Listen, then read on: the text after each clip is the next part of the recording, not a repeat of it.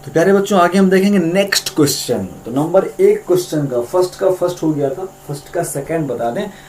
First में 5 question हैं, है ना, 5 क्वेश्चन हैं और 5 में से 2-3 बताएंगे, तो इसमें दूसरा बताना भी अति आवश्यक है। ठीक है बच्चे, तो अब क्वेश्चन आपके स्क्रीन पर नजर आ रहा होगा और क्वेश्चन है प्राकृतिक संख्याओं के समुच्चय n में r इज इक्वल टू इतना रिलेशन दिया हुआ है x, y, है ना, जहां y is equal to x plus 5 है तथा दिया हुआ है बच्चों जो x है वो लेस देन 4 द्वारा परिभाषित संबंध r है। ठीक है बच्चों, तो सबसे पहली बात तो ये है कि अब क्या है, अब अपने पास जो सेट है, जैसे पिछली बार समुच्चय दिया हुआ था, पिछले क्वेश्चन में समुच्चय दिया था बच्चों 1 2 3 डॉट डॉट करके ऐसे कहां तक 14 तक बच्चों, ये अपने आप को दिया था समुच्चय A, तो उससे हमने R जो है तो बना लिया था, R जो है बच्चों बना लिया था। ऐसे हर क्वेश्चन में हमें संबंध दिए रहेंगे, समुच्चय दिए रहेंगे, रिलेशन दिए रहेंगे, सॉरी समुच्चय दिए रहेंगे मतलब सेट्स दिए रहेंगे,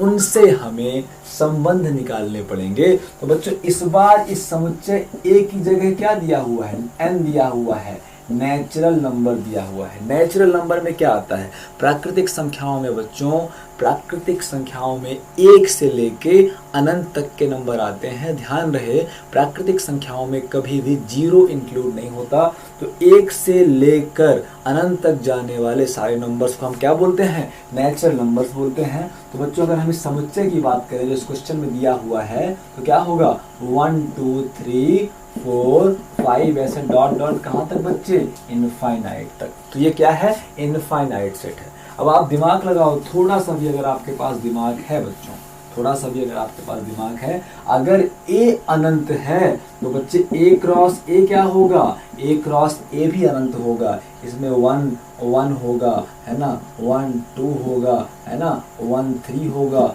ऐसे ये भी इनफाइनाइट होगा। आप दिमाग लगा के देख लो, अगर आपके पास A इज इक्वल टू बच्चों क्या होता है 1 2 होता है, और अगर B इज इक्वल टू बच्चों होता है अपने पास, अगर तो A क्रॉस A कैसे निकालते हैं, A क्रॉस A या फिर A कार्तिक गुणन A इज इक्वल टू एक बार 1 का 1 से और फिर एक बार 1 का 2 से, फिर एक बार 2 का 1 से और फिर एक बार 2 का 2 से, मतलब सभी का एक दूसरे संबंध निकालते हैं। तो अगर आपको पता है कि जैसे अगर इसमें 2 एलिमेंट थे बच्चों, अगर इसमें 2 एलिमेंट थे, समुच्चय में 2 अवयव हैं, तो कार्तिक गुणन में 4 अवयव होंगे, है ना बच्चे, 2 दूनी 4 अवयव होंगे। आपको ये बात एकदम क्लियर होनी चाहिए कि अगर समुच्चय A में सपोज करो, है ना, समुच्चय A में जैसे मान लो 1 2 और 3 है हमारा समुच्चय A, ठीक है बच्चे, तो नंबर ऑफ A अगर 3 है प्यारे बच्चों, तो जो A क्रॉस A होगा, तो नंबर ऑफ A क्रॉस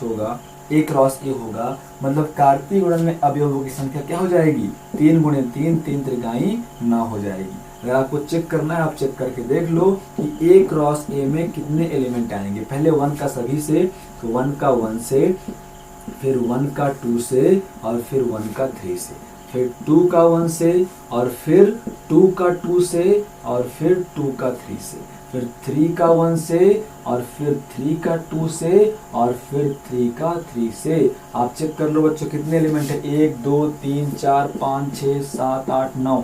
या आपने पिछले क्लास में 11th में पढ़ा हुआ था, अगर एक समुच्चय A है, इसमें नंबर ऑफ एलिमेंट अगर 2 हैं, और अगर B समुच्चय है, इसमें नंबर ऑफ एलिमेंट अगर 3 है, तो number of A cross B, है ना, A क्रॉस B में कितने होंगे बच्चे, 3 दूनी 6 एलिमेंट हो जाएंगे। ठीक है बच्चों, तो अब अगर समुच्चय A में ही इनफाइनाइट एलिमेंट हैं, अनंत अवयव हैं, तो A क्रॉस A भी क्या होगा, अनंत अवयव होगा, अनंत अवयव वाला समुच्चय होगा। आपको पता है अनंत अवयवों वाले समुच्चय को आप एग्जैक्टली लिख नहीं सकते हैं, इसको आपको गणितीय भाषा में समझ के या समझा के सॉल्व करना होता है प्यारे बच्चों, है ना, गणितीय भाषा में समझ के या समझा के सॉल्व करना होता है। तो प्यारे बच्चों अभी अपन क्या बोले, हमें A क्या दिया हुआ है, प्राकृतिक संख्याओं का समुच्चय दिया हुआ है, A दिया हुआ बच्चों प्राकृतिक संख्याओं का समुच्चय। हम क्या बोल देंगे, हम बोलेंगे कि हमारा जो दिया गया समुच्चय जो है प्राकृतिक संख्याओं का समुच्चय है, हम ये बोल देंगे हमारा जो संबंध है, तो हमारा जो संबंध R है वो क्या होगा, प्राकृतिक संख्याओं के समुच्चय का कार्तीय गुणन होगा। हमारा n जो है, r जो है बिलोंग्स टू, हम बोल सकते हैं n क्रॉस n। बात समझ में आई बच्चे लोग? हमारा जो समुच्चय है, पिछली बार हमारा समुच्चय क्या था? a था, उसमें एलिमेंट थे 1 से लेके 14 तक, तो हमने a क्रॉस a निकाला, फिर संबंध बनाया। इस बार जो हमारा बच्चे, हमारा इस बार जो समुच्चय है वो प्राकृतिक संख्याओं का समुच्चय है। प्राकृतिक संख्याओं के समुच्चय को n से दर्शाते हैं, है ना बच्चों? n किसको रिप्रेजेंट करता है? Set of all natural numbers. तो हमारा जो r बनेगा बच्चों वो n बाई n से बनेगा या नहीं बनेगा, ये केवल आपको समझाने के लिए बताया गया है, क्योंकि इसको हम लिख नहीं सकते हैं। ठीक है बच्चों? आप बोलेंगे since r is equal to, r है क्या हमारा? r हमारा किस तरीके से परिभाषित है आपको पता है? संबंध होता है x, y, है ना? x, y का मतलब ये है कि क्रमिक युग्म होगा जहाँ x, y को परिभाषित किया जाएगा, और ये बोल रहा है कि x plus y, y is equal to x plus 5, y is equal to क्या है बच्चों? x प्लस 5 है, एवं बच्चों जो हमारा x है वो लेस देन 4 है। ये बहुत इंपॉर्टेंट बात है कि x 4 से छोटा होना चाहिए। मतलब भले ही n जो है प्राकृतिक संख्याओं का समुच्चय है, 1 से लेके अनंत तक है बच्चों, लेकिन x जो है वो 1 से 4 तक ही लेना पड़ेगा। और आपको पता है कि जब x की वैल्यू रखोगे तो y की वैल्यू आती है। तो हमारा समुच्चय भले अनंत है, ध्यान दो बात को, हमारा समुच्चय जो है, हमारा दिया गया समुच्चय भले इनफाइनाइट है, लेकिन ये आवश्यक नहीं है कि संबंध भी इनफाइनाइट हो। कभी कभी संबंध भी इनफाइनाइट होंगे और कभी कभी नहीं भी होंगे, ऐसे इस बार नहीं होगा। अभी हम r निकालें, हमारी मेन ड्यूटी बच्चों r निकालना है। आपको पता है कि x का मान रखेंगे तो y का मान आएगा। हमारे पास क्या है? हमारे पास y इज इक्वल टू बच्चों x प्लस 5 है। तो जब भी मैं x इज इक्वल टू 1 रखता हूँ, x इक्वल टू 1 रखता हूँ, क्योंकि नेचुरल नंबर, अगर आप बात करो समुच्चय है क्या? समुच्चय n इज इक्वल टू प्राकृतिक संख्याओं का समुच्चय है, 1 2 3 डॉट डॉट करके इनफाइनाइट तक। n को लिखने की आवश्यकता नहीं कि उसके अंदर क्या होते हैं, n के अंदर सारी प्राकृतिक संख्याएं होती हैं। ठीक है बच्चों? इसलिए अपन ने n की वैल्यू लिखी नहीं है। जब x इज इक्वल टू 1 लूंगा बच्चे, तो y is equal to 1 plus 5 मतलब 6 आएगा। तो कुल मिला के x 1 रखने पर y 6 आया। अगर आप देखो तो y का मान हमेशा x से 5 ज्यादा रहेगा। तो जब आपने x1 रखा तो y 6 आ गया। ऐसे जब आप x2 रखोगे तो y 6 2 8 आ जाएगा। ऐसे जब x इक्वल टू 3 रखोगे तो y 6 3 9 आ जाएगा। और ऐसे ही जब आप x इज इक्वल टू 4 रखोगे तो y कितना होगा बच्चे? 6 4 10 आ जाएगा। और ऐसे ही आप जब x इक्वल टू 5 रखोगे, x इक्वल टू 5 रखोगे तो y is equal to x के स्थान पे 5 प्लस 5। थोड़ा मिस्टेक हो गई बच्चे, 5 ज्यादा है ना, तो अगर x इक्वल टू 1 तो y 5 1 6 है ना, और x इक्वल टू 2 तो 5 2 7 आएगा। x इक्वल टू 3 है ना, तो 5 3 8 आएगा। x इक्वल टू 4 तो 5 4 9 आएगा। x इक्वल टू 5 तो y इज इक्वल टू क्या आएगा बच्चों? 10 आ जाएगा। लेकिन कुछ गलती हुई क्या बताओ? ये मैंने आपको समझाने के लिए कि आप गलती पकड़ पाते हो कि नहीं पकड़ पाते। कुछ गलती हुई बच्चे लोग, गलती हुई। x क्या होना चाहिए? 4 से छोटा होना चाहिए। 4 से छोटा होना चाहिए x, है ना? क्वेश्चन एग्जैक्ट देख लो, x 4 से छोटा होना चाहिए, मतलब यहीं तक लेंगे, 4 ना लेंगे ना 5 लेंगे, तो हमारा रिलेशन जो है केवल इतना ही मिलेगा। अब हमको इसको चेक करना है कि ये सम्मित है ना, सम्मित है, और क्या क्या है? संक्रमक है और स्वतुल्य है, मतलब रिफ्लेक्सिव है और सिमेट्रिक है और ट्रांजिटिव है या नहीं है। तीनों के फंडे आपको पता हैं कि कैसे होते हैं और कैसे नहीं होते हैं। ठीक है बच्चे लोग? तो डायरेक्ट अपन करते हैं, डायरेक्ट अपन सॉल्व करते हैं इसको। तो हमको पता है कि जब भी हम रिफ्लेक्सिव चेक करते हैं, तो मतलब कि हम जब भी उसको स्वतुल्य चेक करते हैं बच्चों, है ना, जब भी हम उसको क्या चेक करते हैं प्यारे बच्चों? जब भी हम उसको स्वतुल्य चेक करते हैं तो हम क्या चाहिए स्वतुल्य में? स्वतुल्य में चाहिए बच्चे कि जितने भी समुच्चय हैं, समुच्चय के जितने भी एलिमेंट हैं, है ना। समुच्चय n में कितने लोग हैं, समुच्चय n में आपको पता है कि 1 है, 2 है, ऊपर दिख रहा है कि नहीं, नहीं दिख रहा है। समुच्चय n में आपको पता है बच्चों कि 1 है, 2 है, 3 है, dot dot dot up to infinite तक है। तो संबंध में 1 1 भी होना चाहिए, 1 2 2 भी होना चाहिए, 3 3 भी होना चाहिए। मतलब समुच्चय में जितने अवयव हैं उन सभी अवयवों का खुद से संबंध है अगर, तो बच्चे वो सतुल्य है, अदरवाइज नहीं है। तो ना तो इसमें 1 1 1 है, ना तो 2 2 है, ना तो 3 3 है। हम बोलेंगे सिंस 1 1 है ना बच्चे, 2 2 है ना बच्चे, और 3 3 और ऐसे ही डॉट डॉट डॉट डॉट बहुत सारे is not belongs to R. अतः दिया गया फलन, अतः दिया गया संबंध, अतः दिया गया संबंध प्यारे बच्चों क्या है, स्वतुल्य नहीं है। अतः दिया गया संबंध स्वतुल्य नहीं है। Therefore the given function is not reflexive. Therefore the given function is not reflexive. एक चीज अपन ने प्रूव कर दी, ये तो अपन ने रिलेशन ही मिटा दिया बच्चे। एक बार फिर से आर को मैं लिख लेता हूँ। आर हमने क्या क्या बनाया था, हमने बनाया था 1 और 6 है ना, हमने बनाया था 2 और 7, हमने बनाया था बच्चों 3 and 8 बनाया हुआ था। ठीक है बच्चे। अब नंबर 2 चेक करते हैं बच्चों। नंबर 1 क्या हो गया, स्वतुल्य के लिए। नंबर 2 चेक करना होता है हमको बच्चों सममित के लिए, है ना बच्चों। सममित मतलब सिमेट्रिकल के लिए, सममित के लिए, फॉर सिमेट्रिकल। तो सममित के लिए बच्चों चेक करते हैं।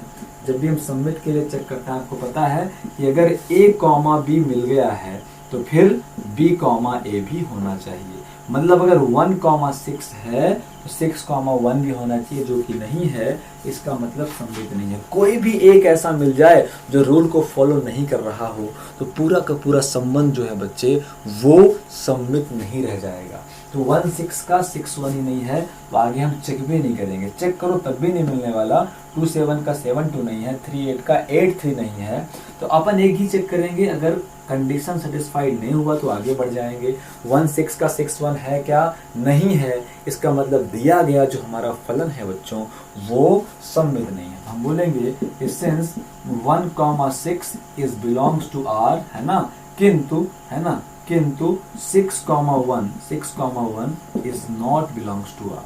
6, 1 is not belongs to R. ठीक है बच्चों। 1, 6 is not belongs to R. 1, 6 तो है संबंध में, लेकिन 6, 1 नहीं है। अतः दिया गया फलन, है ना बच्चों, अतः दिया गया फलन, अतः दिया गया जो हमारा फलन है बच्चों वो क्या नहीं है, दिया गया फलन हमारा जो है वो सममित नहीं है, सममित नहीं है। Therefore the given function is not symmetric। ठीक है बच्चों। अब the given relation is not symmetric।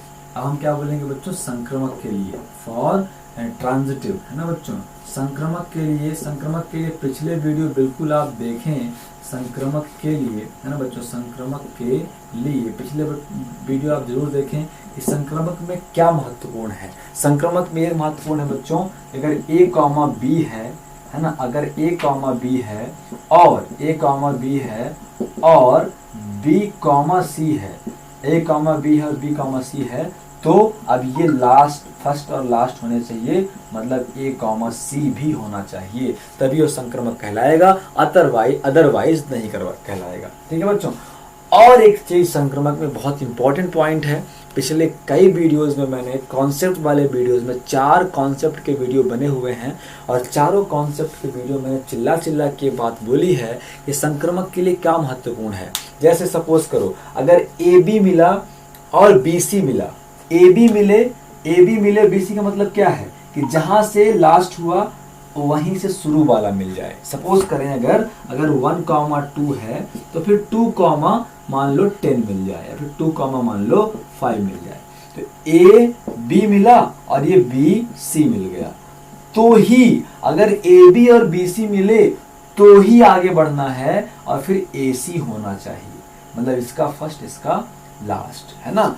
तो अगर 1 2 और 2 5 मिला तो फिर 1, 5 भी होना चाहिए, 1, 5 भी होना चाहिए, तभी ये संक्रमक कहलाएगा। ठीक है बच्चों।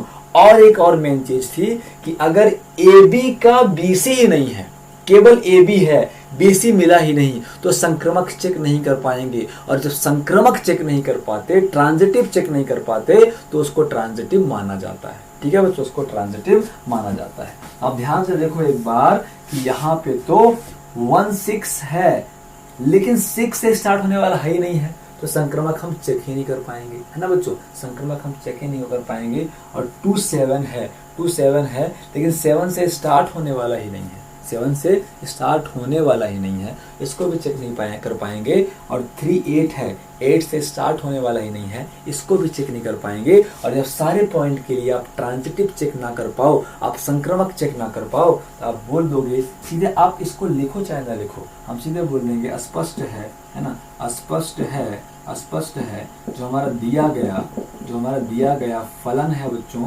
दिया गया फलन क्या है, संक्रमक है, ज्यादा कुछ नहीं बोलना है इसमें, संक्रमक है ना। तो बच्चों मतलब therefore the given relation is, फलन बोल रहा हूँ बार बार, दिया गया संबंध, the given relation is transitive. ठीक है बच्चों, तो क्वेश्चन नंबर 2 भी हो गया। अब आपके स्क्रीन पे आप क्वेश्चन नंबर अगला क्वेश्चन नंबर 3 डिस्प्ले होगा। तो बच्चे क्वेश्चन नंबर 3 है, समुच्चय दिया हुआ है और संबंध की डेफिनेशन दी हुई है। तो हमारी रिस्पॉन्सिबिलिटी क्या होती है बच्चे, हमारी रिस्पॉन्सिबिलिटी होती है कि हम क्या करें, उस दिए गए समुच्चय से संबंध निकालें। मेन काम पहले, दूसरे, तीसरे, आप जितने भी काम बोलो बच्चों, इस एक्सरसाइज में यही रहेंगे कि आपको दिए हुए संबंध से, आपको दिए हुए समुच्चय से, संबंध की परिभाषा से क्या निकाल लेना है, संबंध निकाल लेने हैं। समुच्चय से कार्तीय गुणन मिलेगा, कार्तीय गुणन से संबंध मिलेगा। ये चैन है, आप समझो, संबंध से, समुच्चय से, सेट से कार्टेशियन प्रोडक्ट मतलब कार्तीय गुणन मिलेगा, और कार्तीय गुणन से प्यारे बच्चों क्या मिल जाएगा, हमें संबंध मिल जाएगा। ठीक है बच्चे लोग, अब इस अगले क्वेश्चन को भी हम देख लेते हैं।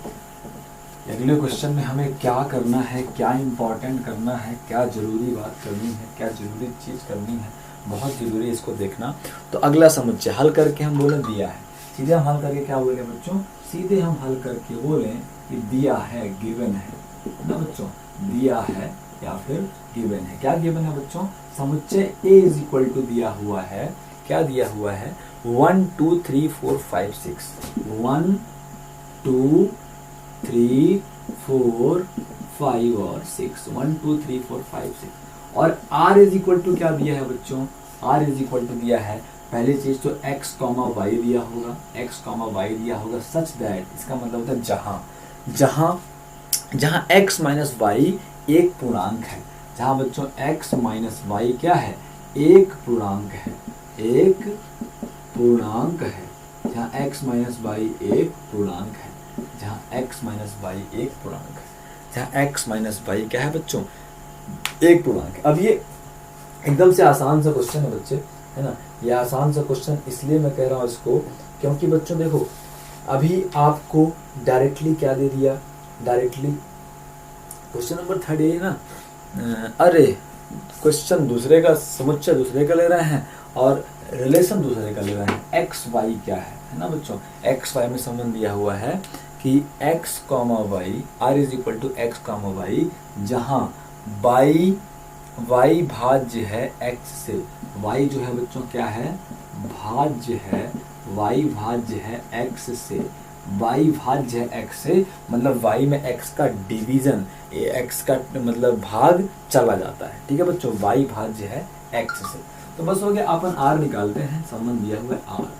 अब एक चीज आपको देखो, अब बार बार बताई नहीं जाएगी कि पहले ए से क्या निकलता है, ए से ए क्रॉस ए निकलता है। अब बताओ इस बार ए क्रॉस ए में कितने एलिमेंट होंगे, अगर ए में 6 एलिमेंट है बच्चों, तो ए क्रॉस ए में 6 गुणे 6 मतलब 36 एलिमेंट होंगे। तो 36 एलिमेंट लिखने से अच्छा है कि आपके दिमाग में 36 के 36 बन जाएं। एक बार ए का सबसे, 1 का सबसे, फिर 2 का सबसे, फिर 3 का सबसे, है ना। तो ए क्रॉस ए की आवश्यकता नहीं है, आप सीधे आर को डिकोड करो। आर में क्या आने वाला है, एक्स कॉमा वाई आने वाला है, लेकिन एक्स वाई क्या रहेंगे, एक्स वाई वही रहेंगे, वाई भाज्य है एक्स से, वाई जो है बच्चों भाज्य होना चाहिए एक्स से, केवल वही वाले लेने हैं।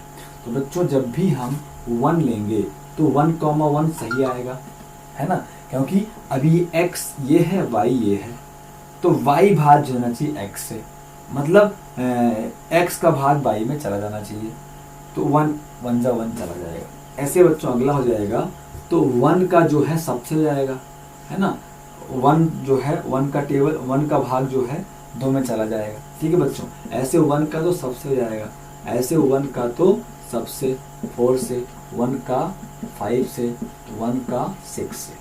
अब 2 की बात करते हैं, तो 2 का केवल 2 से होगा, है ना, मतलब x का भाग y में चला जाना चाहिए, y भाज्य है x से, तो ये y है और ये x है, तो y जो है 2 है, x जो है 2 है, बिल्कुल भाग चला जाएगा, मतलब भाज्य है, ठीक है बच्चों। अब 2 और 4 होना चाहिए, क्योंकि x है और ये y है, तो 4 में 2 का भाग 2 दूनी 4 बिल्कुल चला जाएगा, 4 में 2 का भाग जो है बच्चों वो क्या है, वो चला जाएगा। अब ऐसे ही अब 2 का होना चाहिए बच्चों 6 से, बिल्कुल होना चाहिए, 2 क्या नहीं 6।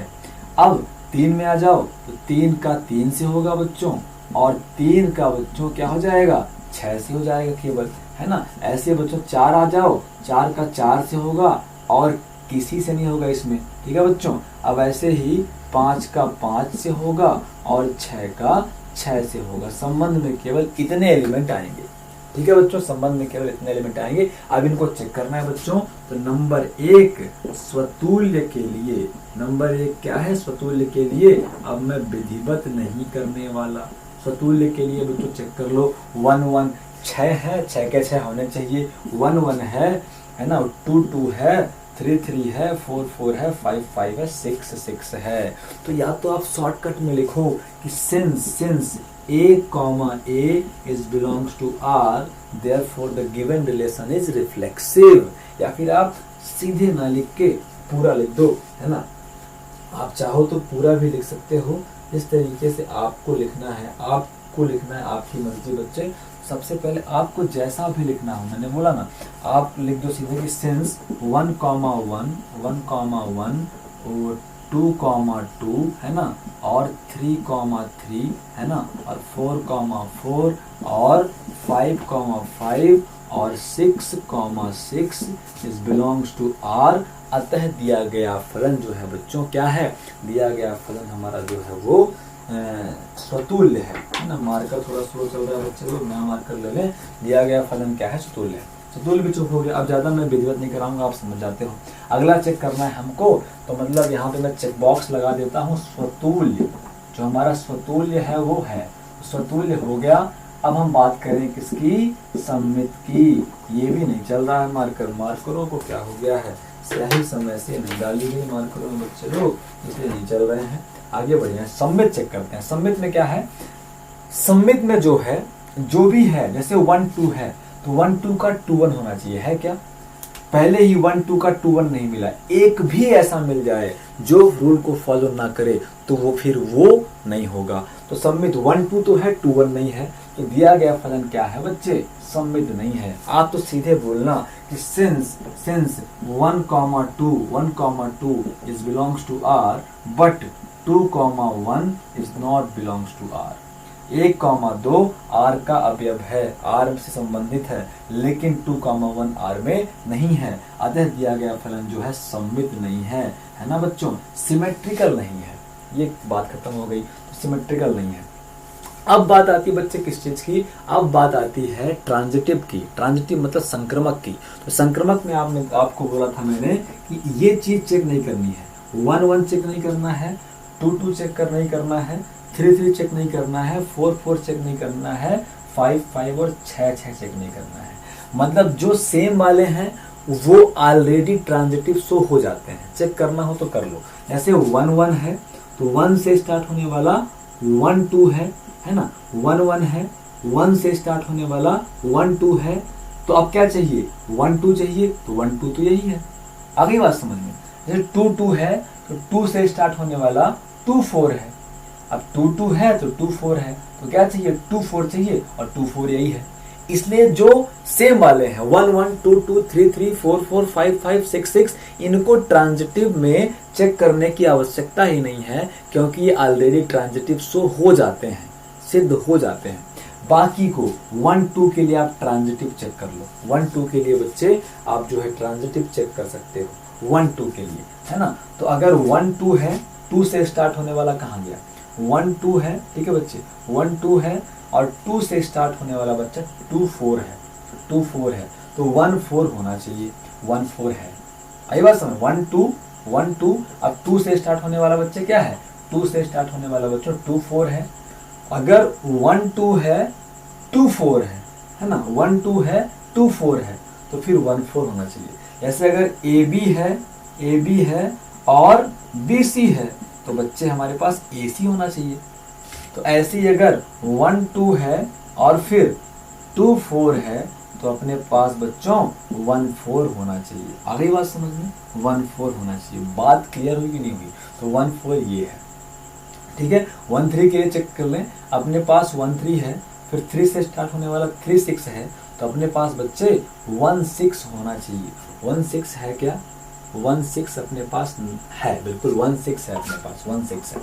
आगे बढ़ें, फिर अपन 1 5 चेक करते हैं। 1 5 है, 1 5 है प्यारे बच्चों, और 1 5, तो 5 से स्टार्ट होने वाला 5 5 है ना, 5 5 है, तो फिर क्या चाहिए, 1 5 चाहिए। 1 5 ये ऑलरेडी है, ठीक है बच्चों।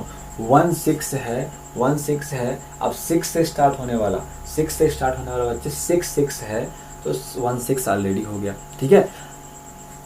समझ में नहीं आ रहा, देखो 1 1 1 5 है, 1 5 है, और फिर 5 से स्टार्ट होने वाला बच्चे 5 और 5 है। अब ये शुरू लास्ट वाले मतलब 1 5 होने चाहिए, देखो 1 5 तो खुद ही है, तो ये बन गया, है ना बच्चों। ऐसे ही इसको भी कर चुके, 2 2 तो होते हैं, 2 4 है, 2 4 है, 2 4 है, 4 से स्टार्ट होने वाला 4 4 है, 2 4 है, 4 4 है, तो 2 4 होना चाहिए, 2 4 ये खुद ही है, तो खुद है तो काम चल जाएगा। तो इसको आप चेक कर लो, ये आपको स्वतुल्य संक्रमक भी मिलेगा। ये बच्चों क्या है, संक्रमक है। तो बच्चों ये स्वतुल्य था, सम्मित नहीं था, लेकिन ये संक्रमक है, ठीक है बच्चों। तो इस तरीके से बहुत सारे क्वेश्चन आप मेरे हिसाब से खुद से सॉल्व कर सकते हो। तो अभी जो है अगले वीडियो अपन जब भी मिलेंगे, तो क्वेश्चन नंबर जो अपना 4 होगा, और क्वेश्चन नंबर 4 केवल क्वेश्चन नंबर 4 की चर्चा करके अपन क्वेश्चन नंबर जो है तो 2 में चले जाएंगे। और 2 और 3 बहुत इंपॉर्टेंट क्वेश्चन है बच्चे लोग, ठीक है। इसलिए मैं अभी यहाँ पे विराम देता हूँ, और क्वेश्चन नंबर इसका 4th और क्वेश्चन नंबर 2 अगले वीडियो में करते हैं। तब तक के लिए नमस्कार।